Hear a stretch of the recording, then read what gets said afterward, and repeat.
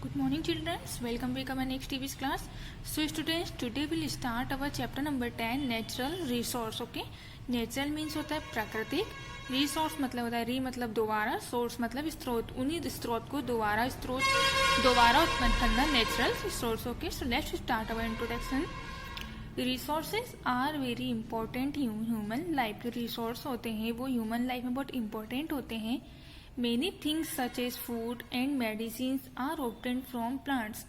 हमें बहुत सारी चीज़ें जो प्लांट से मिलती है जैसे खाना, medicine. So plants are called natural resource. तो इन्हें हम बोल सकते हैं natural resource because they are provided by the nature. क्योंकि इन्हें हम नेचुरल रिसोर्स क्यों बोल सकते हैं? क्योंकि हमें नेचर के द्वारा प्रोवाइड होते हैं. Resources make life easy. जो रिसोर्स होते हैं वो हमारी लाइफ को बहुत इजी बना देते हैं. In this chapter you will study about different kinds of resource. तो इस चैप्टर के अंदर आप अलग अलग प्रकार के जो रिसोर्स होते हैं उनके बारे में पढ़ेंगे. So start our chapter. Natural resource means प्राकृतिक साधन. The things that you require in your daily life are given by the nature. जो चीज़ें आपको आपकी डेली लाइफ में ज़रूरत होती है वो सब नेचर के द्वारा प्रोवाइड दी जाती है. Food and medicine from the plant. जिस प्रकार फूड और मेडिसिन आपको प्लांट से प्राप्त होते हैं. Coal and petroleum dug out from deep inside the earth. उसी प्रकार जो कोल और पेट्रोलियम रहता है वो हमें जो कोल और पेट्रोल रहता है वो हमें अर्थ की गहराई से मिलता है. Are called natural resource. जिन्हें हम बोलते हैं natural resource. This resource make your life easier. जो क्या करते हैं यही रिसोर्स आपकी लाइफ को बहुत सरल बहुत कंफर्टेबल बना देते हैं.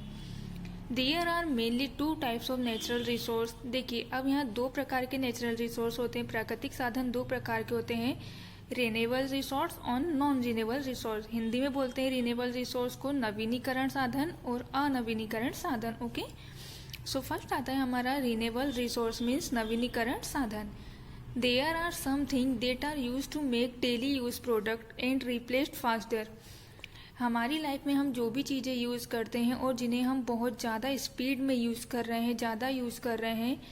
For example wind, soil, water and sunlight are natural source. उस प्रकार जो हवा, मिट्टी, पानी, सूरज की रोशनी ये सब है नेचुरल रिसोर्स है. इन्हें बनाने में हमें मेहनत नहीं लगती. सब हम प्रकृति के द्वारा प्रदान की गई चीज़ें हैं. ओके, पहला आता है सनलाइट मीन्स सूरज की रोशनी. It is the main source of energy. ये एनर्जी का मेन सोर्स होता है. Solar energy is converted into chemical energy. इसमें क्या होता है जो सूरज की रोशनी जिसे हम सोलर एनर्जी कहते हैं वो जब अर्थ पे आती है तो केमिकल एनर्जी में चेंज हो जाता है. Which are store in different parts of plant. जो क्या होता है प्लांट के अलग अलग पार्ट में स्टोर या इकट्ठा हो जाता है केमिकल एनर्जी के रूप में. It is stored in It is stored in photosynthetic cells and it used in different ways like operating cars using fans. देखिए ये किस प्रकार यूज़ होती है. फोटोसेंसिटिव सेल्स में यूज़ होती है जिसका उपयोग हम कार को ऑपरेटिंग करने में, फैन का चलाने में यूज़ करते हैं. ओके, नेक्स्ट आता है हमारा नेचुरल रिसोर्स सॉइल. सॉइल मतलब होता है मिट्टी. It is a precious resource. ये एक बहुत ही अमूल्य रिसोर्स है. The upper most layer of the earth is soil. हमारी अर्थ की जो सबसे ऊपर वाली लेयर होती है उसे हम सॉइल बोलते हैं. All plants grow in the soil and provide many useful things. और ये जो होते हैं यहाँ पर प्लांट्स ग्रो करते हैं इस सॉइल में और हमें बहुत सारी चीज़ें प्रोवाइड करते हैं जैसे फ्रूट, फल, सब्जियाँ, लकड़ियाँ etcetera. Soil also provide nutrients that help the plants grow. और जो मिट्टी होती है वो क्या करती है प्लांट्स को न्यूट्रिएंट्स प्रोवाइड करवाती है जिससे वो प्लांट्स अच्छे से ग्रो कर सके. अब नेक्स्ट आता है हमारा natural resource water. Water means होता है पानी. Life can not exist without water. पानी के बिना हमारा जीवन संभव नहीं है. It is the necessity of life. ये हमारे लाइफ के लिए बहुत ज़रूरी होता है, बहुत आवश्यक है. The main source of water is rain. और पानी का मेन सोर्स है रेन मीन्स बारिश है. Rain water is used in agriculture and for generating electricity. बारिश का जो पानी रहता है उसका यूज़ हम खेती करने में और इलेक्ट्रिसिटी को प्रोड्यूस करने में करते हैं. Underground water is used for drinking and for irrigation. और जो अंडरग्राउंड पानी रहता है उसका यूज़ हम पीने के लिए और इरिगेशन के लिए करते हैं. ओके, अब नेक्स्ट आती है हमारा natural resource wind. Wind energy can be use to generate electricity. Wind जो हवा होती है उसका यूज भी हम इलेक्ट्रिसिटी को जनरेट करने में करते हैं। To draw underground water and operate flour mills. जब हम अंडरग्राउंड पानी का उपयोग फ्लोर मिल्स में करते हैं, you get wind energy through wind mills.